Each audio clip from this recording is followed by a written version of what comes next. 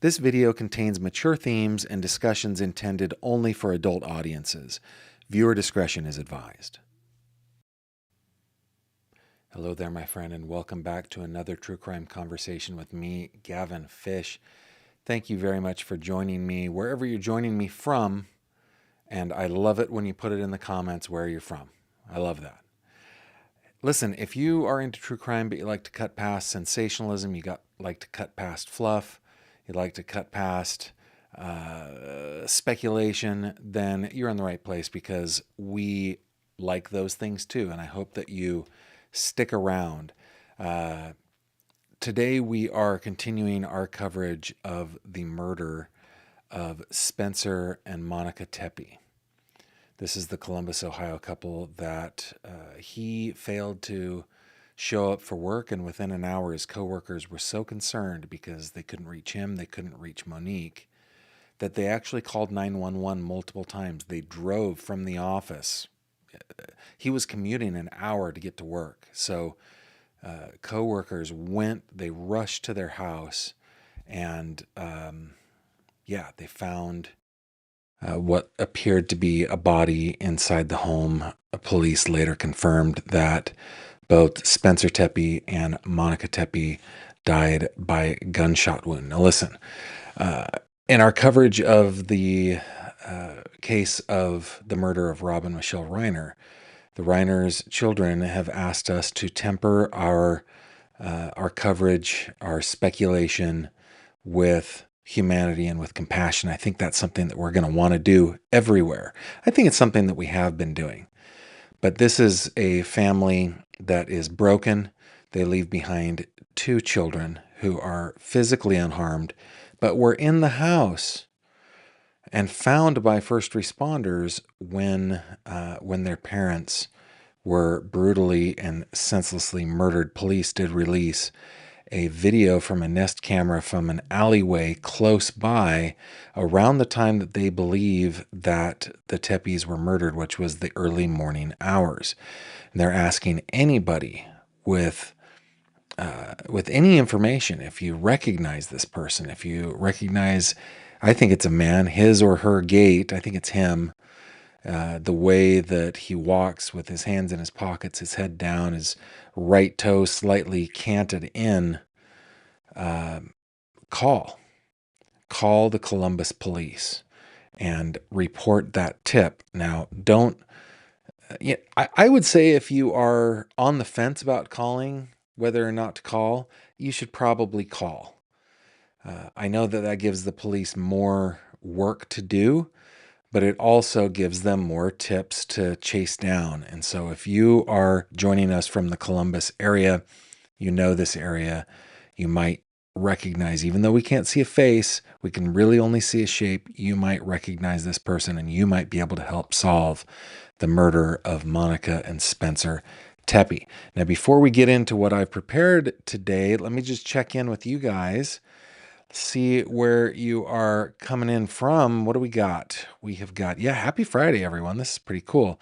Emmy is tuning in from San Jose, California. Let's see if my buttons will work. There we go. West Orange, Texas is here again. Glad you're here. Newcastle, Colorado. Southern California. Daly City, California. Checking in from Nova Scotia. Fredonia, PA is here. Safety Harbor, Florida. England is in the house. In fact, I think I saw somebody from Cornwall. Britta from Cornwall, England is in the house. Glad you guys are here. Toronto Beach, Jacksonville, Florida, the Bay Area of California, Salt Lake Tahoe, Southern California, Vermont, Chattanooga. I think our English friends are probably the ones that are the farthest away so far that I've seen. Detroit, Beacon, Erie, PA, she's nice and close to me. Colorado Springs, Southeast PA, St. Augustine, Florida, Phoenix, Boise. Oh man, my thing keeps on. We got Louisiana. Yeah, did you see the cover with the pineapple? I love that so much. It makes me wonder if these two young kids were theater nerds. He was holding that pineapple like it was straight out of Cabaret. A pineapple. Yeah, anyway, I thought it was cute. Northeastern Kentucky. Shay says, Gavin, love how honest you are. Your compassion towards others touches my heart. Well, I'm glad. Wish you and your family nothing but the best. Just wanted you to know. Thank you. I appreciate that. Connecticut is here. Suffolk, Virginia. Man, I just everywhere. Thank you. I want to see if anybody is. Oh, whoa. Fukuoka, Japan is here. So I think you are winning now. I think you're winning for the farthest away from me. Thank you all for joining. All right. I wanted to start tonight's live stream just discussing getting to know the Tepes a little bit more. And we have gotten a couple of really good glimpses into their lives. The first one I'm going to show you, I just found like a minute before we started, so I didn't put the link down in the description, but maybe Autumn or Mooney might be able to put it into the live chat, put a link if you don't mind, guys.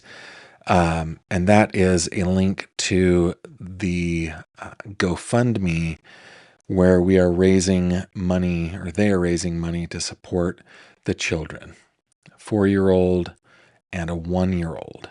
And this is just, this is a great little, and look, $191,000 has been raised, and that's just terrific.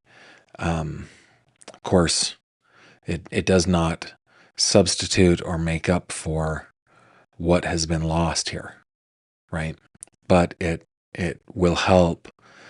You know, I am the son of a man who lost his father at a tender age. He was 7, almost 8. Now, it wasn't to something violent as murder, and it wasn't both of his parents. But I can tell you, in my 50 years of life on this beautiful green earth, the reverberations of the death of my grandfather in 1956 continue to roll through our lives, especially the life of my dad and his brothers and sisters. But even us grandkids have felt the ripples of that stone dropped into a pond.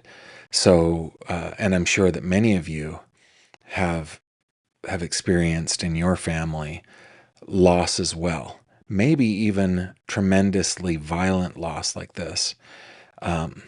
So I think it's appropriate that we support this family. Okay, so I just want to read from this here real quick, which great little vignette, okay? I'm Audrey Tepe Mackey, cousin to Spencer and Monique. Our family is devastated by the tragic and senseless loss of Spencer and Monique Tepe. They were extraordinary people whose lives were filled with love, joy, and deep connection to others. I hope somebody says that about me someday. That's a great, that's a terrific, I don't know. It's a terrific paragraph. Their presence was as big as their hearts. Monique's charm and infectious smile lit up every room. She was warm with a strength that inspired everyone around her. Spencer was the soul of every gathering, grand in personality, yet calm, steady, and kind. Together, they were truly remarkable inside and out. They were a solid pair with a bright future. They were the proud parents of 2 beautiful children, and every day they showed up with unwavering love and devotion to their family. The abrupt loss of Spencer and Monique has changed daily life in ways that are still unfolding. This fund exists to help provide stability and care for their children and the immediate family members who are supporting them during this time. The outpouring of love is meant more than words can express. Thank you for helping support the children as the family together takes each day one step at a time. And in an update, they posted a couple more photos that I thought were cute of the Tepes that maybe are a little bit better than the wedding photos that we have been seeing. It just is, yeah. There they are outdoors. Looks like this is at a baptism or a blessing of their little one. Beautiful. And looks like the night that he proposed. So, yeah, that offers us a terrific little vignette into their lives. I'm glad that that is happening.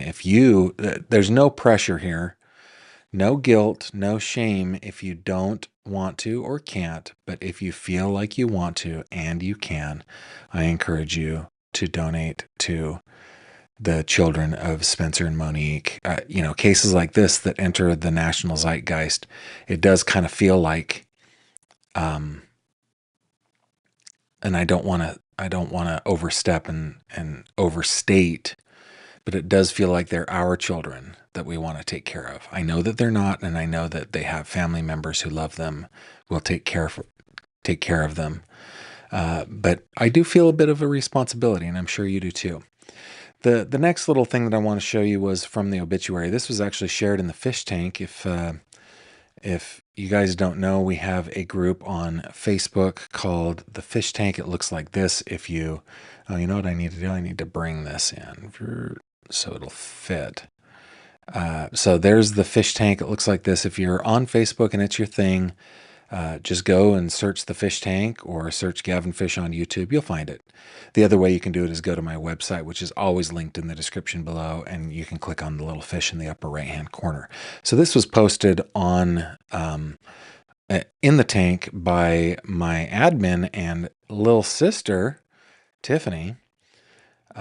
This is their obituary, Spencer and Monique Tepe, and I think it's beautiful that they have their obituary together. Spencer L., age 37, and Monique F., age 39, Tepe of Columbus, Ohio. Actually, before I read this, give me just one sec. I want to, because I know that I want to redact the children's names. I just don't think that we need to do that. Where is my little redaction? Man, every time it updates. Where is my redact? I wonder if I can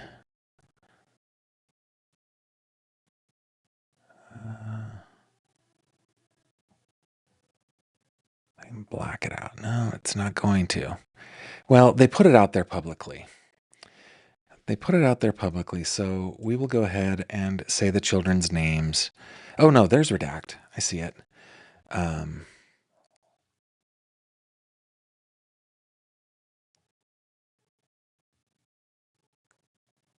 me just mark these out real quick. Okay, that makes me feel better. Okay, coming back to Acrobat. Spencer L., age 37, and Monique F., age 39, Tepe of Columbus, Ohio, passed away on December 30th, 2025, at their family home. Spencer was born on December 9th, 1988, in Cincinnati, Ohio, to Tim and Yvonne Hildebrand Tepe. Spencer received his undergraduate degree and his Doctor of Dental Surgery degree from The Ohio State University. Spencer was passionate about dentistry. Spencer also loved competing at almost anything, but his primary sports were soccer and golf. He enjoyed entertaining family and friends. He loved speaking Spanish, but most of all, he focused on taking care of his family. Monique was born October 14th, October baby, 1986 in Chicago, Illinois, to Ignatius and Nereda Mendez Sabaturski. At the age of 1, she moved to Worthington, Ohio, where she was raised. Monique grew up playing soccer, was a runner, loved horses, an avid book reader. Monique loved children and worked at a daycare while attending The Ohio State University to obtain her master's in early childhood education. Monique was a stay-at-home mom known for her bright smile. Yeah, infectious laugh, caring heart, and bubbly personality. Spencer and Monique met online and quickly grew their relationship into a solid foundation of love and respect with a side of goofiness. And I do love the pictures from their wedding where they've just kind of got a cool 70s style, don't they? It's just a cool style. Just the right amount of goofiness. They were married on December 13th, 2020 in a private family ceremony. Of course, that would have been during COVID. And so the pictures that we see of their wedding ceremony were at their home. That's delightful. They had 2 precious children together who were loved dearly. Spencer and Monique were the life of the party, Holding many family and friend gatherings, they were generous with kind hearts. Spencer and Monique will be deeply missed by their family, friends, and all who knew them. Spencer is survived by his 2 children. I have redacted the names. I just want to give them a little privacy. His sister, Madeline Misley, and Rob, his parents, Tim and Yvonne Hildebrand Tepe. Monique is survived by her 2 children, also redacted by me. Siblings Joseph Sabatursky and Muna, and Amanda Roberts Chad, parents Nareda and Ignatius Sabatursky, and her grandmother Adelia Soto Lopez. And then there will be visitation on Sunday at Schrodinger Northwest with a brief remembrance at 2:30 p.m., followed by a celebration of life. So I hope that, I know that this has become quite a public thing. I deeply hope that the memorial will be loving, kind, and respectful. I think it will be. I have no reason to doubt it. But I do fear for the crazy people show up, I guess.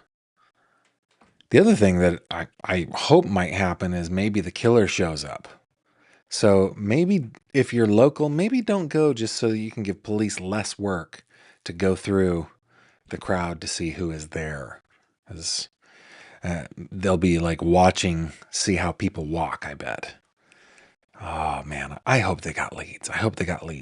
The last little piece that I want to show that has a little vignette of their life. This is from his works website. Dr. Spencer Tepe attended The Ohio State University, where he earned a Bachelor of Science degree in biology while double majoring in Spanish. He continued his education at The Ohio State University College of Dentistry, earning his Doctor of Dental Surgery in 2017. Since graduating, Dr. Tepe has invested hundreds of hours in continuing education and focuses on comprehensive dentistry with a special interest in dental implant therapy. Dr. Tepe is passionate about delivering the highest quality of care and a comfortable experience while building meaningful relationships with his patients. Outside of the office, Dr. Tepe enjoys golf, travel, and time with his family. And they posted this picture, which I have redacted as well. Looks like I just noticed they've got their dog in there. I think I read that it is a little doodle, which is kind of, I don't know. Every doodle I've ever met has kind of been mentally challenged, I have to admit, but they're also sweet as can be. I've never met a doodle that got the brains from the poodle. Like standard poodles, I've known tons of standard poodles. They're amazing, but they do have sweetness to them, and it's terrific. It's terrific. I hope I haven't offended anybody by calling golden doodles mentally challenged, but that's my experience. It's my experience. But it looks like they love their family. They love their dog. Okay.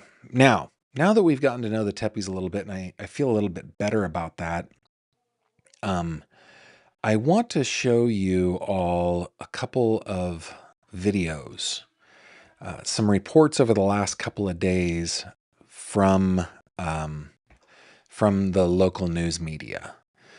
Let me get to the right spot. This one I'm showing because it's kind of another vignette about Spencer Tepe, and I just feel like we owe it to our victims to get to know them a little bit, and I'm hoping you're enjoying this too. But let me go on over here. And I'd love to read your comments, by the way, on this. If you like what I'm doing here, or if you don't, put it in the comments. I'd like to know. But this is a report from Wednesday from Fox 28, local channel in the Columbus area. Here we go. The Central Ohio community is still processing what happened to Spencer and Monique Tepe. The Columbus parents were found shot to death in their home the morning of December 30th. As investigators search for answers tonight, we are learning more about the couple's lives, devoted parents, a loving partnership, and positive influences in their community. Aaron Simonek spoke with big brothers and big sisters of Central Ohio about Spencer's legacy. Beyond the tragic headlines, Spencer and Monique Tepe were a devoted couple, committed parents, and positive forces in Central Ohio. Spencer was a role model to many, and to one young man in particular, through his work with Big Brothers Big Sisters of Central Ohio. People have siblings and family at home that support them, but sometimes they need someone else, someone experienced, and they're there for you when you need them. The mentorship program connects children facing adversity with mentors to ignite their potential. This testimonial video on Big Brothers Big Sisters of Central Ohio's YouTube page shows the special bond between Spencer and his mentee Hans from 2021. My favorite thing about being a big has been how I've become part of his family and he's become part of mine. Being a Hans, big, that's a recent cute. Purdue University graduate, now working as an engineer. His mom, Norma, says it was an instant match. It's like encouraging him that in a positive way, that he knew he could do it. A mentor turned lifelong friend. Monique eventually came into Spencer's life. And I know that you even mentioned the two of them went to your son's high school graduation party, and Spencer was excited to introduce her to your family. Yes. It really was like you guys were part of the family. We were part of the family. Jessica Rodriguez was Spencer and Hans' match support specialist, working hand in hand with them since Hans was in first grade. I get asked a lot for success stories, and I think that this is a match that is one of the best stories out there because they went from 5 years old, first grade, all the way through high school and college. When you're going through like hard times or when you're struggling with something, they're also there so they can be a friend and supporter and a mentor all at the same time. I'm really proud of him and I'm excited to see what his future holds for him. It's really a testament to the person he was because a lot of mentors could find an excuse to close the match, you know, getting married, getting a job, having a child, but Spencer was different. Spencer and Monique's deaths continue to make national headlines, but for the Hernandez family, the impact is profound. Knowing them, seeing them at their house, how friendly they are, how it's hard to believe that there will be a person that will not like them. The Tepe Circle tells us they don't want them to be defined by their deaths. Instead, remembering the kind-hearted people they were, with personalities that are rare to find in this world. Warm, giving, strong, and loving. And what is your message to the person who would have such a violent reaction to this couple? Did you have a family? It's like, why? Really? It doesn't make sense. It doesn't make sense at all. Yeah. The Tepe family tells me private funeral arrangements have been set, as a suspect has yet to be determined. On your side in Columbus, Aaron Simonek, Fox 28 News. Tonight, Columbus police remain tight-lipped about this investigation. They have declined multiple requests for on-camera interviews in recent days, explaining if they were to say exactly where they are in this case, it might tip off anyone involved. And I mean, they're going to show that video. I guess I'm just going to show that video, but I've got a report from, I think, a day later, and police are talking a little bit. So we're gonna watch that one here in just a second. But again, if you're in the Columbus area, or you're from the Columbus area, or you know the Columbus area, look at this and see if that maybe tickles a little part of your brain. The way he's walking, the area that he's in, the way he turns in his toes on slippery ground. I mean, that you might be able to help police on this. Okay, let me just run over to your comments here real quick. Oh yeah, this one. This is a good comment. From Wild Wanderer KJ, Gavin, there were 2 911 calls previously. In my opinion, they were the same woman, and she's a neighbor. Yes, I'm aware of both calls. I have not played them here on the channel at all. One was attributed to the Tepe's house, but it was not Monique's voice, according to police. And the other one was a strange one a couple of months before, where somebody was trying to get into a house in that neighborhood. I am not sure that they're the same person, Wild Wanderer. I didn't make that. I didn't make the comparison. But in your opinion, you're telling me they're the same woman. And I mean, is it possible that this is a mistaken identity kind of a thing, or a mistaken house kind of a thing? Could somebody who was either this person or someone else? Remember, this isn't a suspect. This is a person of interest. This person was seen on a Nest camera in the area at about the time that the Tepes were murdered, right? So could this person or somebody else have just gone to the wrong house? And I don't know the situation. And again, we want to temper our comments with compassion, with humanity. And so what I would say is, I always hope that my loved ones, the people that I know, the people that I care about, anybody really, if something like this were to happen in their lives, I would hope that they would fight back. Fight. Having said that, if this happened at 2 a.m. at my house, I probably wouldn't be awake, right?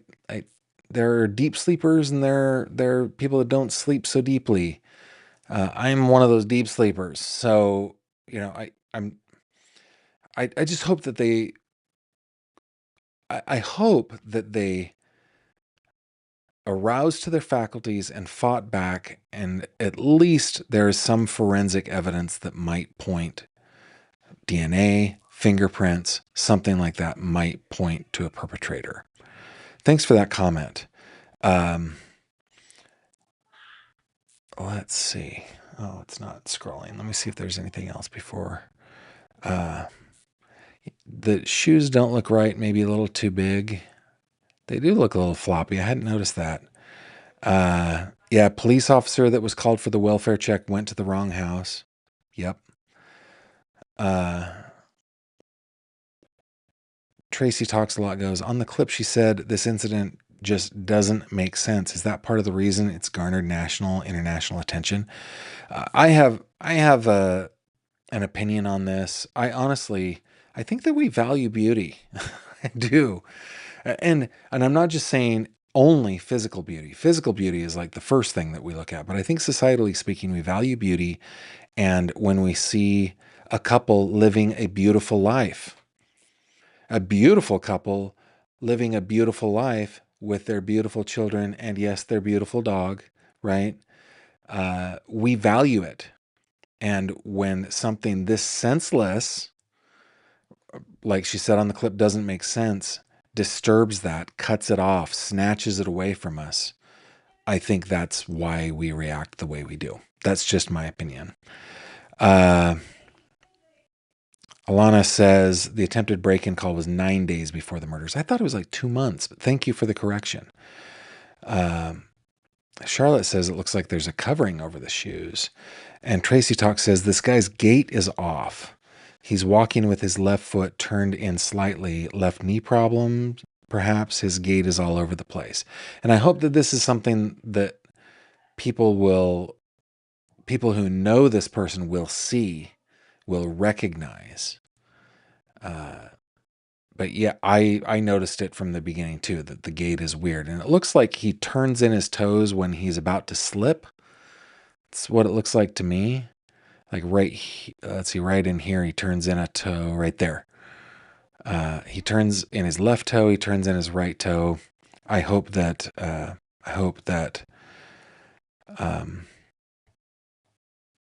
that somebody recognizes this. D9072 Gavin, you're right. They're the right color as well. There is a little bit of that.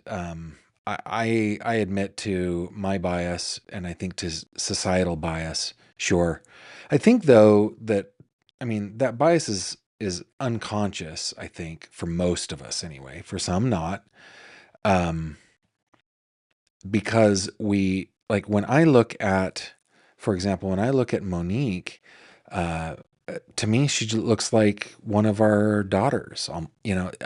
You make that personal connection, and everybody makes it a little bit differently. She could be a sister, she could be a daughter, could be an aunt or a best friend or something. You make those connections, and but it does happen. I'm so heartbroken for them, and I wonder how many beautiful people of color with loving lives endured this situation, and we never know of. Yeah, I will say, again, going back to my beauty thing, for example, we value beauty. Think of the case of Kata Scott that we've covered, and I've been looking for new headlines on this for ever since it happened. We're in the radio silence era. But again, beautiful young woman living what appears to be a beautiful life, going to school, finding her career, competing in pageants, doing all the things that you do in youth that we find attractive. These things are, we're all attracted to beautiful things. And I think in the case of this couple, not only were they an attractive, handsome couple, but they were living a life full of beauty. Okay, the next segment that I want to show you comes to us from ABC6, again, a local station in Columbus. This one, we're going to get in a little bit more of the police side of things, the investigative side of things, and I'm actually very encouraged on this, that there are tips coming in. And why don't I not spoil it? We'll go ahead and just watch it. It's almost 6 minutes long. Here we go. Tonight we're learning new details in the murder investigation of Spencer and Monique Tepe. The dentist and his wife were found dead on the second floor of their Wineland Park home more than a week ago now. Good evening, I'm Mike McCarthy. I'm Terry Sullivan, in for Jessica Ralston. Columbus police say they've received numerous tips linked to a person of interest, but still no arrests have been made. That's great. Today, Rodney Dunnigan sat down with Police Chief Elaine Bryant for the first time since these murders. Rodney? Mike and Terry, Police Chief Elaine Bryant tells me this is a complex case with a number of moving parts. Right now, the biggest focus is surveillance video and a window of time when detectives believe these murders happened. More than a week after Spencer and Monique Tepe were found shot to death inside their Wineland Park home, Columbus police say the case remains active, ongoing, and anything but typical. Police Chief Elaine Bryant and Assistant Chief Greg Bodker sitting with us Thursday to discuss the case. We know that there are a lot of concerns and a lot of questions surrounding this case, and we want to be able to be as transparent and answer as many of them as we can. Okay, listen, I'm sorry, I gotta jump in there.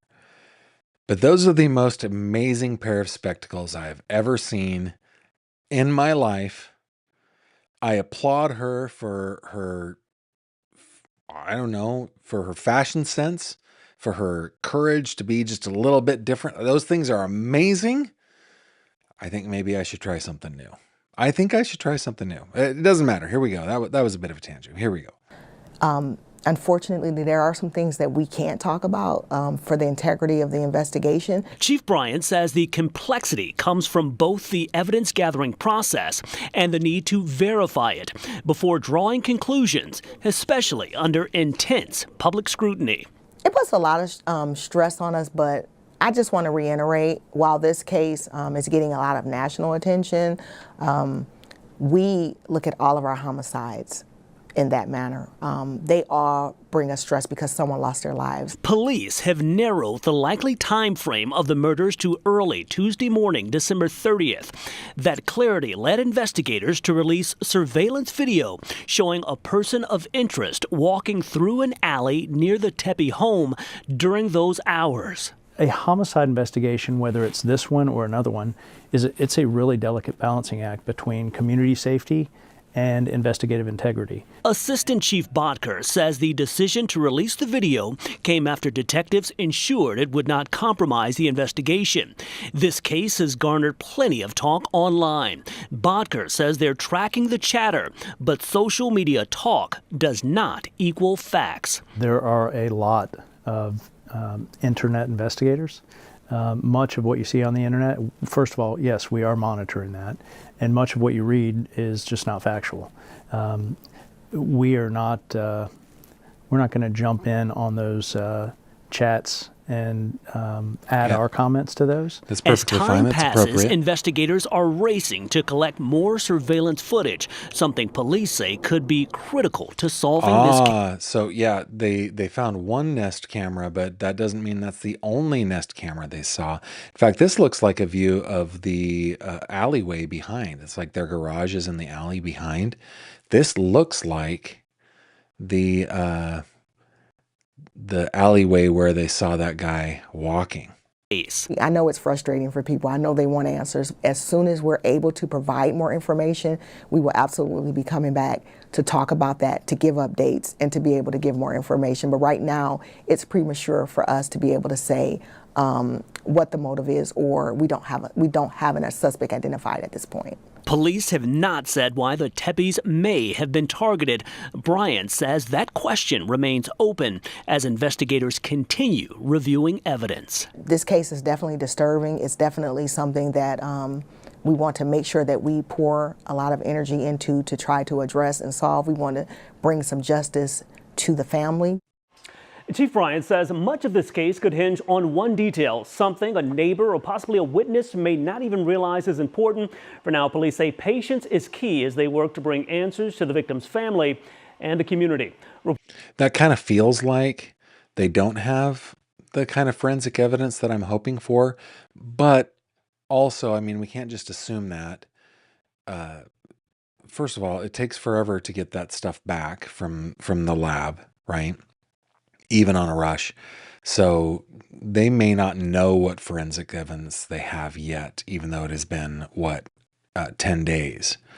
But they are, it looks like they're looking for other evidence, other digital evidence. And I bet as soon as they zero in on somebody, that is when the digital forensics are going to open up. They're going to be doing search warrants on cell towers and on ISPs and on SAS providers, and I think it will open wide up once they can get close to who was there.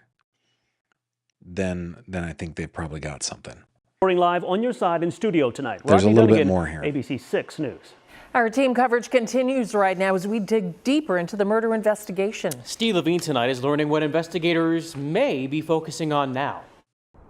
While Columbus police are giving few details in connection with this double homicide near Wyland Park, we are speaking with a retired Columbus police homicide detective, giving us insight as to what he believes is being done in this investigation to catch this killer. It's horrible that happened, but it may take time to solve. Retired Columbus Police Homicide Detective Dana Farbacher talking with ABC6 outside the home of dentist Spencer Tepe and his wife Monique, just 10 days after the couple was found shot to death in their home while their 2 young children slept feet away. With a case with so many eyes on it, what's that pressure like? It can be really hard. You still have people that want to try and run the investigation for you who maybe never did the job. Farbacher served with Columbus Police as an officer and more than 20 years as a homicide detective. He retired in 2014 and tells us detectives now working hard to solve these murders. When they get information, if they feel it's pertinent, that they'll put it out. Columbus Police telling us right now they are combing through numerous tips they've received about this person of interest, caught on camera and seen walking by the Tepe's home around the time of the homicides. They have to filter through all these things. If they get 50 tips. Seen walking by the Tepe's home, that makes me wonder if that Nest camera was the Tepe's.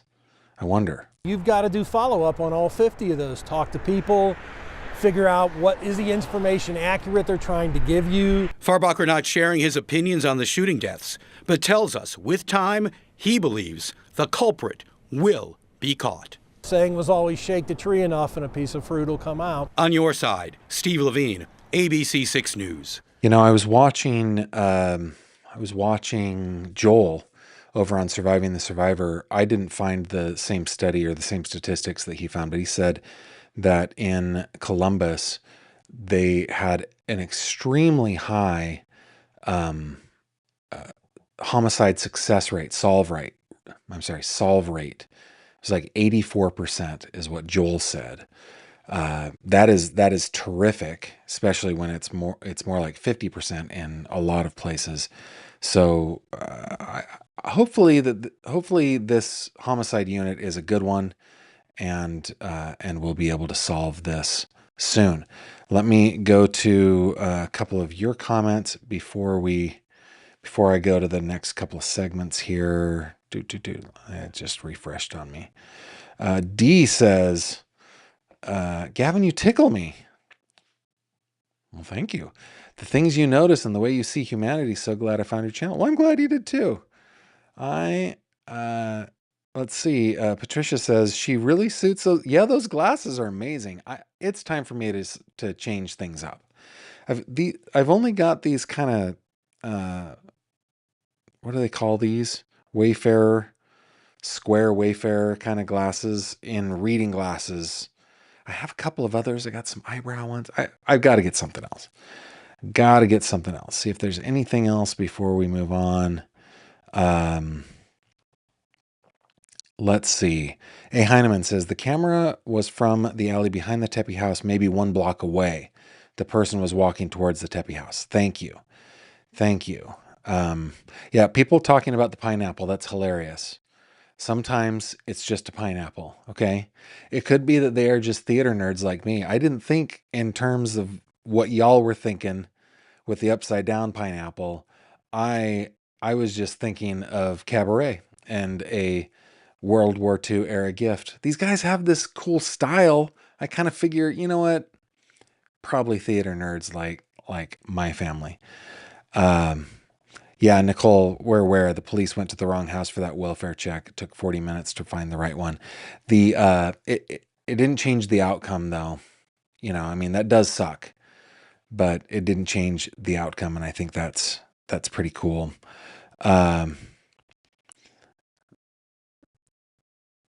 Okay. What about your thumbnail picture of them about to go on a cruise as she has a cruise hat on and he is holding a pineapple laughing? Yeah, I get it. Okay, everybody just relax. All right. Hey, that's what I've got on the Tepes today. We will keep our finger on the pulse. And before we call it a night, let's hop into 3 questions, shall we? It's 3 questions with Gavin Fish. Pow! Okay, guys, in this segment, the 3 questions segment, I solemnly do promise to the best of my ability to answer 3 questions that have been sent in to me by you, my dear viewers. You send them to 3questions@gavinfish.com. It's spelled out THREE questions@gavinfish.com. You can send in 1, you can send in 1,000.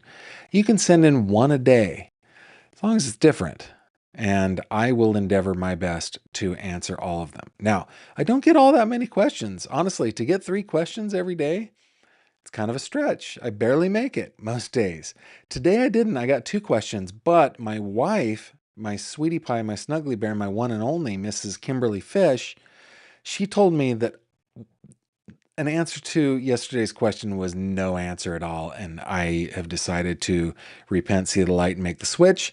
And so I am going to answer that question. Okay. So if you're on the fence about questions to ask, you're like, oh, he's getting so many. No, I'm not getting all that many. Send it in. 3questions@gavinfish.com, 3questions@gavinfish.com.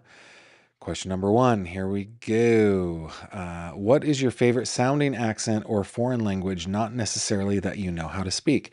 This is a very easy question to answer. I can always, almost, without exception, I can pick out an Argentine accent, and I love it. I love it. Now, of course, Argentina is a big country, and there are many different dialects, many different pidgins, many different ways to speak. In fact, there are people in Argentina that don't speak Spanish at all. But what is referred to as Castellano Argentinizado is a beautiful, beautiful version of the language. It is so romantic. It is so lovely, and it brings back so many happy memories that it is my favorite sounding accent. Now, there are languages that are probably lovely that I can't stomach. Maybe I shouldn't say which ones they are.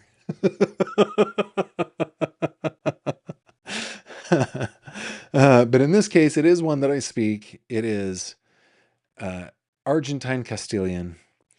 Specifically, I do like the Porteño dialect, but my first love is the Cordobés dialect, which is more of a sing-songy, very rhythmic, beautiful way of speaking. And I just love it. And when I hear it, it just immediately takes me back. It's like the smell of crayons takes me right back to my grandma's basement, right? The sound of Argentine Castilian it just takes me straight back to Argentina, and I love it. Question number 2. This one's a little bit long, but I thought it was important to include the preface. If I had 3 wishes, I'd skip the genie's usual golden fame and go straight for justice. I'd use every single one to solve a cold case. My top 3, Jean-Benet Ramsey, Missy Beavers, I can't remember, and Liz Barraza.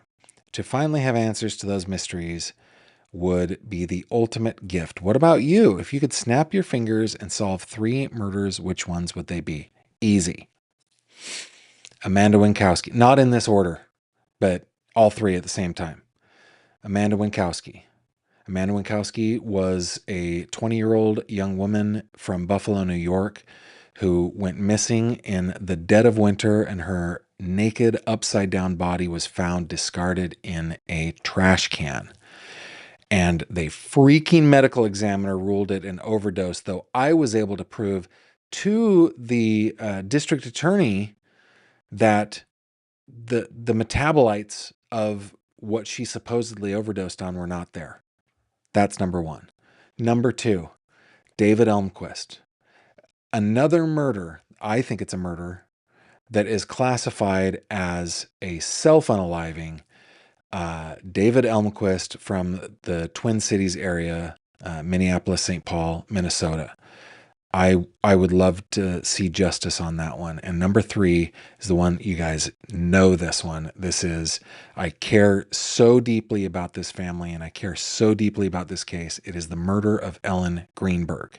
Again, classified by the system as not a murder at all. Classified that she did it to herself, stabbing herself 20 times.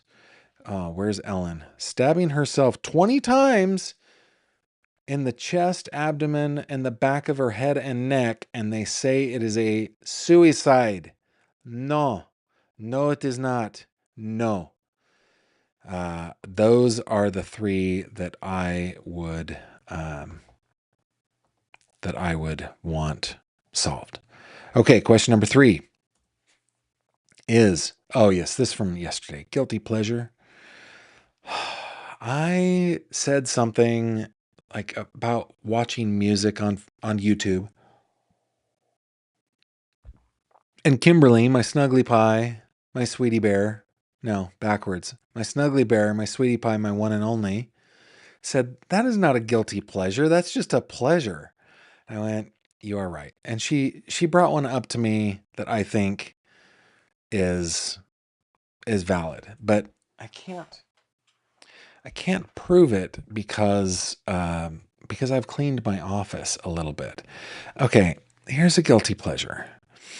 Here in Western Pennsylvania, they have these big like big, clear containers of Utz brand round cheese balls. They're Cheetos. They're cheese puffs, right? They're round cheese balls, Utz brand.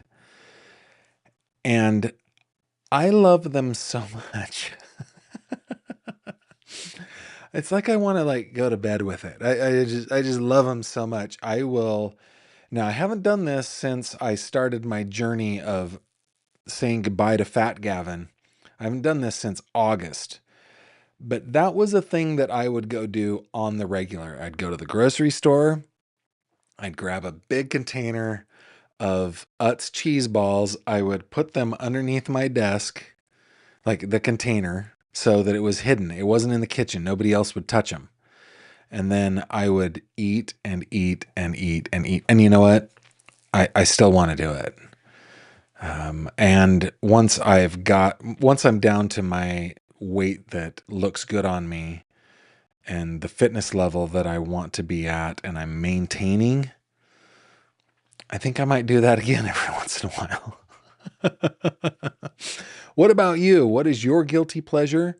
What are the cases that you would like to see solved if you could rub a lamp and a genie would give you those wishes? And what is an accent or a language that you love to listen to that is your favorite? I would love to know your comments while you and I head on over to some headlines.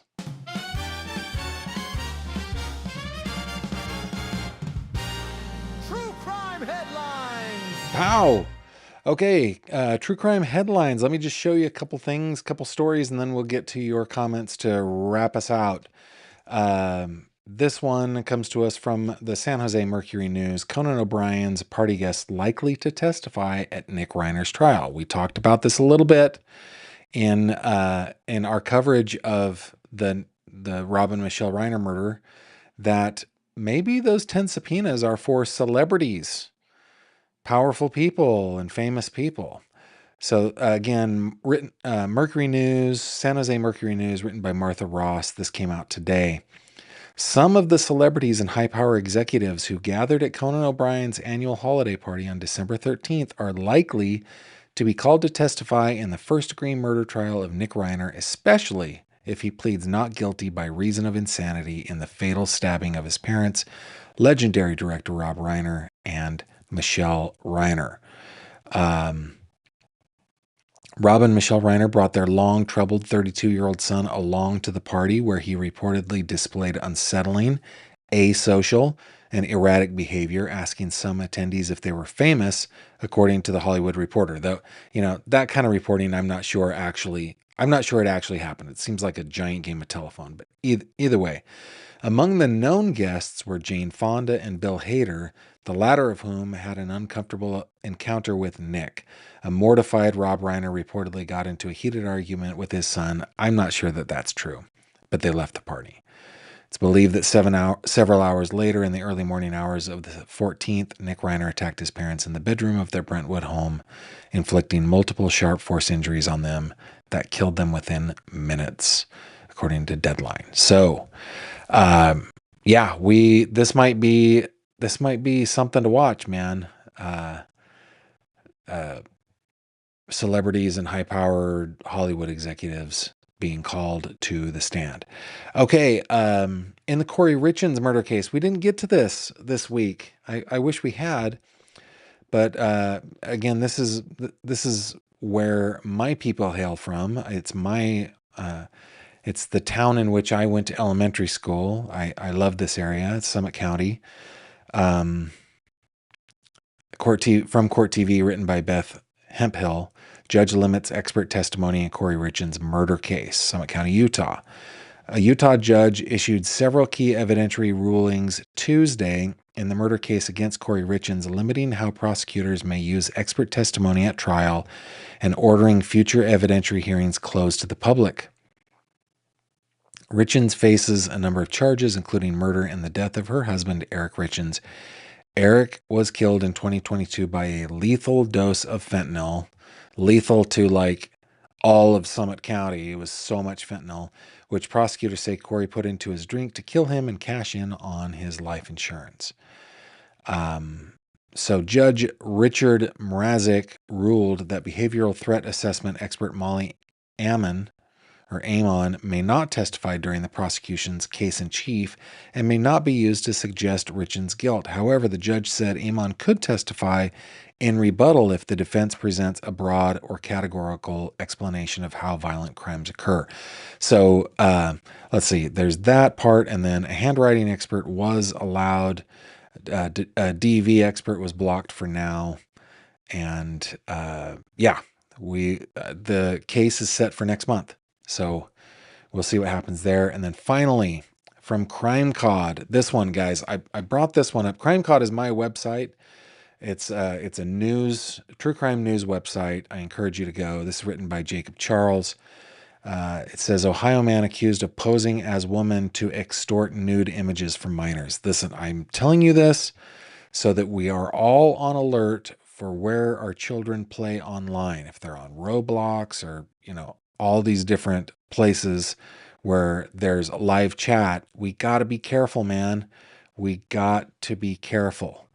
Dateline, Claremont County, Ohio. A 21-year-old Ohio man is facing a sweeping list of felony charges after investigators say he posed as a woman online to exploit minors using threats and stolen images to coerce victims into sending explicit material.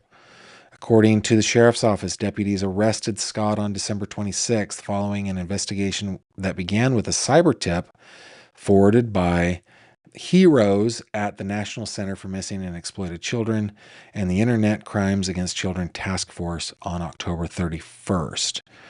So I'm not going to, you can go to Crime Cod and you can finish this article, but we need to remember that our children are vulnerable in our own living rooms sometimes, right? We've got to be extremely vigilant, not only about extortion, but ways of luring children out. We've got to be very, very careful of that. Those are your headlines. Now, let's go over to your comments. I'm going to bring up our victims in the case. I'm just going to bring them up so that we can remember them as we are talking.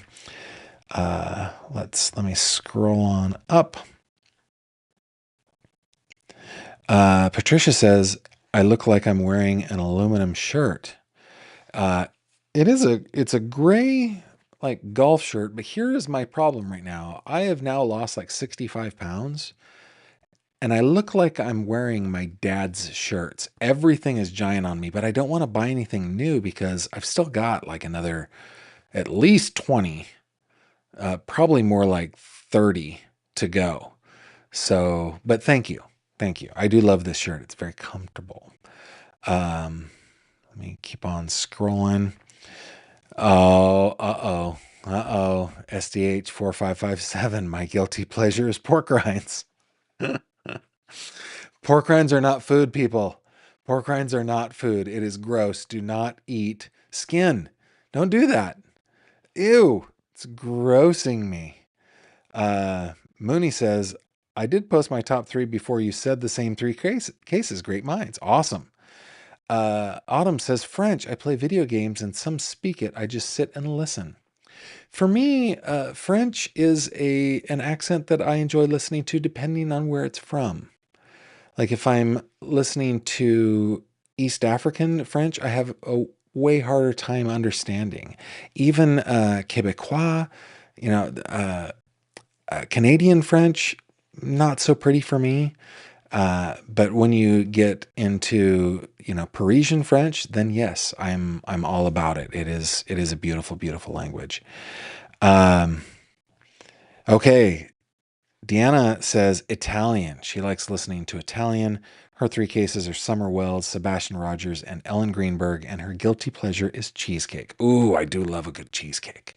I don't get it very often, but when I do, I really enjoy it. This past holiday season, my wife, my snuggly bear, my sweetie pie, my one and only, she treated us to some cheesecake for dessert. I think that was Thanksgiving. It was delightful. Good stuff. Jess Ducky loves a good Irish or Scottish accent. Have I told you about my story about being in Bristol? I was at an audio show in Bristol, which is on, it's in the west of England, kind of butted up against Wales. So we're at the show. It's like the Marriott Bristol, and a lot of people are coming in from Wales, and they're speaking Welsh. And so my distributor, who I was there helping at the audio show, he would translate for me Welsh. And this guy came up to me, looked me straight in the eye, and spoke to me in a different language, which I assumed was it was either Welsh or Gaelic. Both had happened that day. And Tom was a speaker of those languages. And so as soon as he finished saying asking me what he wanted to ask, I looked over at Tom for the translation, and Tom goes, "What are you looking at me for, mate? He's speaking English." He just had a thick Scottish accent. I had no idea. I had to have him slow down and repeat. G Smile Sarah says, I'm still so sad about the Reiner tragedy. It's really sad. Yeah, A. Heinemann, they got the street and house number wrong. Yep. Delay allowed for non-CPD to enter crime scene and extended kids distress. Saw body cam, seemed honest mistake. It's really too bad. And you know what? They're humans, right? So they will make mistakes. It happens. Ohio Palm Mom says thrift store shopping is fun and cheap. That's your guilty pleasure. I know a lot of people like that. Emmy Nakalov says my guilty pleasure for food is tripe soup. Okay, again, listen, all due respect and love. And I ate all sorts of things when I was in Argentina, including tripe, but tripe is not food. Okay, true, you can digest it, but we should not be eating that stuff. No.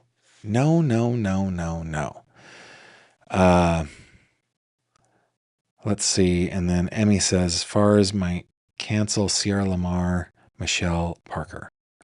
Okay. Oh, menudo. No, not menudo. You know, you got, apparently we have different tastes in cuisine, and that's okay. It is beautiful for us to have so many different interests. Guys, thank you so much for spending some time with me today and all this week. I can't believe it's Friday already. Keep an eye on my website because there will be a blog post coming out in the next couple of days on a case that I'm following, very interested in. I'm planning on writing that tonight and tomorrow, and that will be on gavinfish.com. You're always invited to go to the Fish Tank where we hang out on Facebook. And yeah, I think that's it. Thank you so much. I appreciate you guys, and I will see you next Monday at 6 p.m. right here on this channel. Until then, I bid you adieu, and I hope you take care of yourselves. Bye-bye. Thank you very much for watching this video. If you liked what you saw, please consider subscribing. And if you have any questions or comments, please leave them below.